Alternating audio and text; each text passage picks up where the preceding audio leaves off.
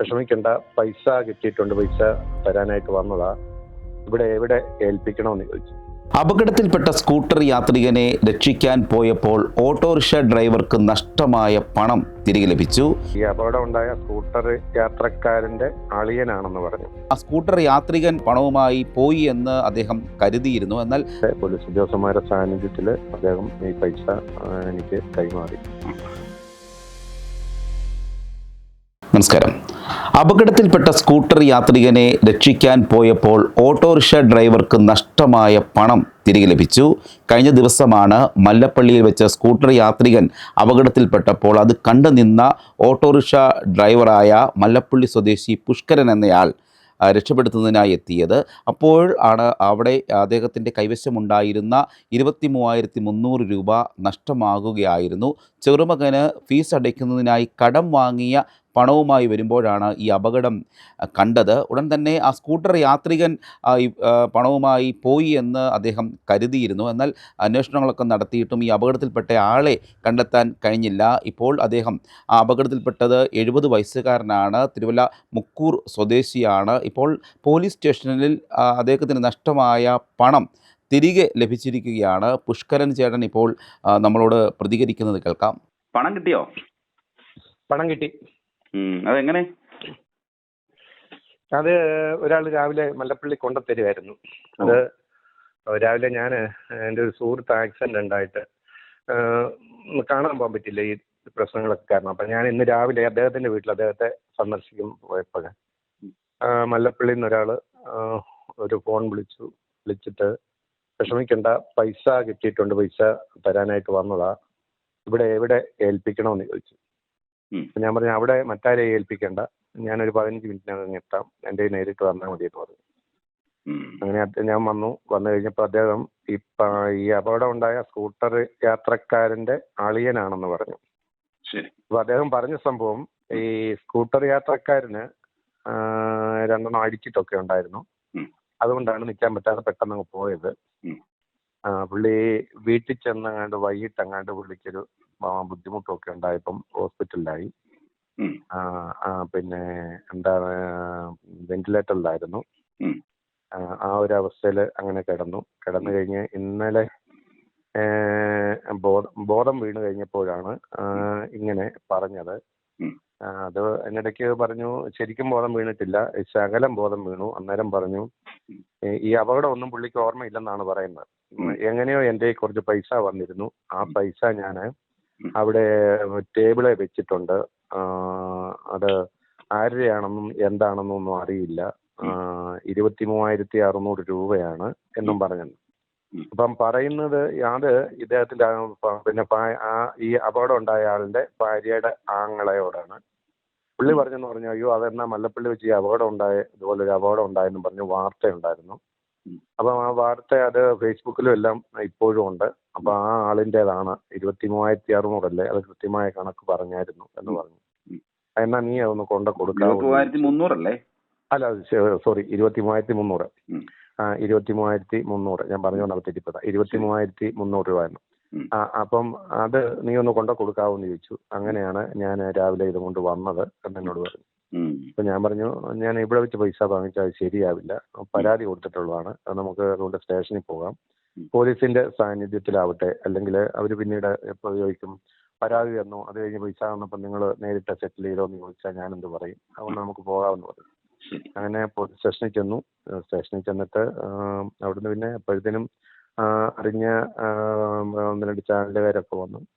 അപ്പം പോലീസ് ഉദ്യോഗസ്ഥന്മാരുടെ സാന്നിധ്യത്തിൽ അദ്ദേഹം ഈ പൈസ എനിക്ക് കൈമാറി. എത്ര വയസ്സുള്ള ആളായിരുന്നു? 70 വയസ്സുണ്ടെന്നാണ് പറഞ്ഞത്. മുക്കൂറിലാണ് അദ്ദേഹത്തിന്റെ വീട്. ശരിക്കും പറഞ്ഞാല് എന്റെ വീടുമായിട്ട് 5 കിലോമീറ്ററിന്റെ ദൂരമേ ഉള്ളൂ. ഇത്രയും ദിവസമായിട്ടും ധാരാണ് കൊണ്ടുപോയെന്ന് അറിയാതെ വളരെ വിഷമത്തിലായിരുന്നല്ലേ? ഈ വിഷമിച്ചെന്ന് പറഞ്ഞാല് ശരിക്കും പറഞ്ഞാല് ഞാനിന്ന് ഈ 7 ദിവസം കൂടി ഇന്ന് ഭക്ഷണം കഴിച്ചു. ഞാൻ കഴിക്കുകയായിരുന്നു. ശരിക്കും വിശപ്പ് തോന്നിയിട്ട് ഭക്ഷണം കഴിച്ചു. മറ്റേ കഴിക്കുന്നു വരുത്തി തീർക്കാൻ ദിവസം ഒരു പ്രാവശ്യം ഇങ്ങനെ എന്തേലും കഴിക്കുന്നു എന്നുള്ളതായിരുന്നു. അത്രയേറെ മാനസിക ബുദ്ധിമുട്ടുണ്ടായിരുന്നു.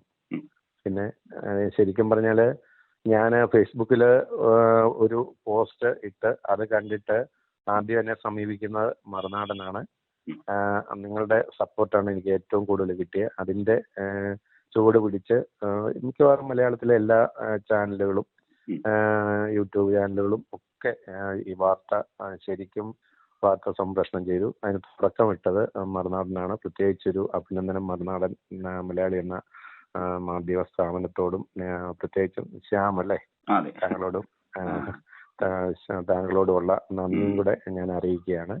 കാരണം ഇങ്ങനൊരു ആവശ്യം പൊതുസമൂഹത്തിൽ നിങ്ങളെപ്പോലെയുള്ളവരുടെയൊക്കെ സഹായം ഇതുപോലുള്ള കാര്യങ്ങളിലാണേലും ഈ ഒരു മാധ്യമം കൊണ്ട് എന്താണ് ജനങ്ങൾക്കുള്ള പ്രയോജനം എന്ന് പറഞ്ഞാൽ ഇങ്ങനെ ഒരു അവസരത്തിലൊക്കെ ഓരോരുത്തർക്കും അനുഭവം ഉണ്ടാകുമ്പോഴാണ് അതിന്റെ എത്രത്തോളം വലുതാണ് നിങ്ങളുടെ സേവനം എന്നുള്ളത് മനസ്സിലാവുന്നത്. കാരണം നിങ്ങൾ ആദ്യം ആ വാർത്ത ചെയ്തു, എൻ്റെ ഒരു പോസ്റ്റ് വീഡിയോ കണ്ടിട്ടാണെങ്കിലും അതിന്റെ ചൂട് പിടിച്ച് നിങ്ങൾ വന്നു. തുടർന്ന് എല്ലാ മിക്കവാറും മലയാളത്തിലെ മിക്ക ചാനലുകാരും വന്ന് വാർത്തയെടുത്തു. അത് സമൂഹ മാധ്യമങ്ങളിലും കൂടെ ഒക്കെ ആയി. അങ്ങനെ വന്ന് അതുകൊണ്ട് മാത്രമാണ് അല്ലെ ഒരിക്കലും എനിക്ക് പണം തിരികെ കിട്ടിയാൽ എനിക്ക് 100% എനിക്ക് അല്ലെങ്കിൽ കിട്ടത്തില്ല. അപ്പൊ അതിന് ഏറ്റവും മുൻപന്തിയിൽ നിന്ന് മറുനാടൻ മലയാളിയിലെ ശ്യാം ആണ്. ഒത്തിരി സന്തോഷം, നന്ദി.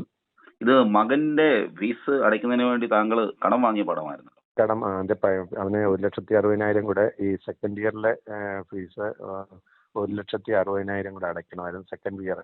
അപ്പൊ അതിന് വേണ്ടിയിട്ട് എനിക്ക് തികഞ്ഞില്ലായിരുന്നു. അതിന് വേണ്ടിയിട്ട് ഞാൻ കടം വാങ്ങിയ പണമായിരുന്നു. ഇതിനിടയിൽ പോലീസില് പരാതിയൊക്കെ നൽകുന്നതിന് പുറമെ താങ്കളും അന്വേഷിച്ചിരുന്നോ ഇദ്ദേഹത്തിനെ? ഞാൻ എന്റെ കഴിവിന്റെ ഞാൻ എല്ലാ തരത്തിലും ഞാൻ ഒരു പരിധി വരെ എത്തിയായിരുന്നു. ഞാൻ ഈ CCTV പരിശോധിച്ച്. കാരണം നമുക്ക് സാധാരണ സ്ഥാപനങ്ങളിലൊക്കെ അല്ലേ നമുക്ക് പോലീസിന്റെ അധികാരം ഉണ്ടെങ്കിലല്ല ഉള്ള ബാങ്കുകളും അതുപോലുള്ളടത്തൊക്കെ കയറി CCTV പരിശോധിക്കാൻ നമുക്ക് അതിനുള്ള അധികാരം അതിന് പോലീസിനെ പറ്റുള്ളൂ. അല്ലാത്ത വിധത്തിലുള്ളത്. അതുപോലെ തന്നെ എനിക്ക് പോലീസിന്റെ ഭാഗത്തുനിന്ന് സപ്പോർട്ടായി ഏറ്റവും എടുത്തു പറയേണ്ടത് നമ്മുടെ വെഹിക്കിൾ ഡിപ്പാർട്ട്മെന്റ് MVD അവിടെ ഒരു AMVI ഒരുപാട് എനിക്ക് സഹായം. കാരണം എനിക്ക് വേണ്ടിയിട്ട് ഒരു 1.5 മണിക്കൂറോളം പുള്ളിയുടെ ജോലി തിരക്കിനിടെ കുറച്ച് ഞാൻ സംശയം പറഞ്ഞ കുറച്ച് നമ്പറുകളുടെ ഡീറ്റെയിൽ ഒക്കെ എടുത്തു തരാനായിട്ടൊക്കെ അദ്ദേഹം പേരൊന്നും പറയണ്ട, പേര് പറയാൻ ആഗ്രഹവും ഇല്ല എന്ന് പറഞ്ഞു. അത് കാരണം അതിനിടയ്ക്ക് പുള്ളിക്ക് ഒരുപാട് ജോലി തിരക്ക് അവിടെ വന്നു. പലരും പല കാര്യങ്ങൾക്കും വന്നു. അവരെ എല്ലാം മാറ്റി നിർത്തിയിട്ട് എന്നെ സഹായിച്ചു. അപ്പൊ എനിക്ക് അതൊക്കെ ഒന്നും ഒരാവശ്യം വന്നപ്പോൾ അതൊന്നും മറക്കാൻ പറ്റുന്നതല്ല. പോലീസിന്റെ ഭാഗത്തു നിന്ന് നല്ല സഹകരണം ഉണ്ടായി, നല്ല രീതിയിൽ സഹകരണം ഉണ്ടായി. മാധ്യമങ്ങളുടെ ഉണ്ടായി, പൊതുജനത്തിന്റെ ഉണ്ടായി. ഒരുപാട് ആളുകൾ അതിനകത്ത് എടുത്തൂടെ പറയേണ്ട മറ്റു കാര്യം എന്ന് പറഞ്ഞാൽ ഒരുപാട് ആളുകൾ എനിക്ക് സാമ്പത്തിക സഹായമായിട്ട് മുന്നോട്ട് വന്നു എന്നെ സഹായിക്കാനായിട്ട്. സ്നേഹത്തോടെ അവരോടൊക്കെ നന്ദി പറഞ്ഞ് ഞാനത് നിരസിച്ചു. ഇന്ന് രാവിലെ 8:30 അമേരിക്കൻ ഒരു പെൺകുട്ടിയാണ് വിളിച്ചു എനിക്ക് ആവശ്യമുള്ള പണം എത്ര എന്ന് പറഞ്ഞാൽ മതി, അക്കൗണ്ട് നമ്പർ കൊടുക്കുക എന്ന് പറഞ്ഞ് എന്നെ വിളിച്ചു. അത് ഞാൻ സ്നേഹത്തോടെ നിരസിച്ചു. ഞാൻ പറഞ്ഞു ഞാൻ എൻ്റെ കാര്യങ്ങളൊക്കെ ഇങ്ങനെ ഈ തിരിച്ചു മറിച്ച് മറ്റുള്ളവരോട് വാങ്ങിച്ചു കൊടുത്തുമാണ് എൻ്റെ ജീവിതം ഇതുവരെ ആയിട്ടുള്ളത്. ബാക്കിയും കൂടെ അങ്ങനെ അങ്ങ് പോകട്ടെ. ഒരു മാർഗവും ഇല്ലാതെയുള്ള ധാരാളം ആളുകൾ പല കാര്യങ്ങളിലും ബുദ്ധിമുട്ടുന്നവരുണ്ട്. അവരിൽ ആരെങ്കിലും കണ്ടെത്തി എനിക്ക് തരാൻ ഉദ്ദേശിക്കുന്ന അവർക്ക് കൊടുക്കാനും പറഞ്ഞ് നമ്മുടെ നാട്ടിലുള്ളതാണെങ്കിലും പല വരട്ടെ ചോദിച്ചു. അതൊക്കെ നമുക്കൊരു ആവശ്യം വന്നപ്പം പൊതുസമൂഹം നമ്മളോടൊപ്പം എത്ര ചേർന്ന് നിൽക്കുന്നു, എത്രത്തോളം കരുതലുണ്ട് എന്ന് എനിക്ക് ബോധ്യമായ ഒരു സമയമാണ്. അതിന്റെ കൂടെ എനിക്ക് എടുത്തു പറയേണ്ട മറ്റൊരു കാര്യം കൂടിയുണ്ട്. ഈ ഒരു ചിലരെങ്കിലും എന്നെ കുറ്റപ്പെടുത്തിയും കൂടെ, അതായത് എന്നെ നെഗറ്റീവ് അടിക്കുന്ന രീതിയിൽ. കാരണം ഇത്രയും പണമൊക്കെ കൊണ്ടു നടക്കേണ്ട കാര്യം ഉണ്ടായിരുന്നു, പണം സൂക്ഷിക്കാൻ അറിയത്തില്ലാത്ത ഇത് കൊണ്ടു നടക്കരുത്. ഞാൻ ഈ എല്ലാവരോടും വിനീതമായിട്ട് പറഞ്ഞു ഈ പൈസ ഞാൻ കൈക്കൊണ്ട് നടക്കാണ്ടായ സാഹചര്യം എന്താണ്, എപ്പോഴാണ് എനിക്ക് ഈ പൈസ എൻ്റെ കയ്യിൽ വന്നത്, എനിക്കത് സേഫായിട്ട് കൊണ്ട് വെക്കാനുള്ള സമയം കിട്ടിയില്ല എന്ന് പറഞ്ഞിട്ട് പോലും കുറ്റപ്പെടുത്തുന്ന ഒരു വിഭാഗം ആൾക്കാരുണ്ടായിരുന്നു. എന്നെ ആ രീതിയിൽ എന്നെ നെഗറ്റീവ് അടിച്ച് അവരോടും എനിക്ക് നന്ദിയേ ഉള്ളൂ. അവര് ചിലപ്പോൾ എന്നോടുള്ള സ്നേഹം കൊണ്ട് പണം നഷ്ടപ്പെട്ടതിൽ ഞാൻ സൂക്ഷിക്കാഞ്ഞിട്ടാണെന്ന് എനിക്കൊരു മുൻകരുതൽ വന്നായിരിക്കും. എങ്കിലും സമയത്താണ് ഈ അപകടം ഉണ്ടാകുന്നത്. അത് നേരിൽ കണ്ടപ്പോൾ ഓടിയെത്തി അതേ ഉള്ളൂ. അപ്പൊ അന്നേരം നമ്മുടെ കയ്യിൽ എന്തുണ്ട്, പണമുണ്ടോ അല്ലെ എന്തുണ്ടെന്ന് നമുക്ക് നോക്കാനുള്ള ഒരു മാനസികാവസ്ഥ അല്ലായിരുന്നു.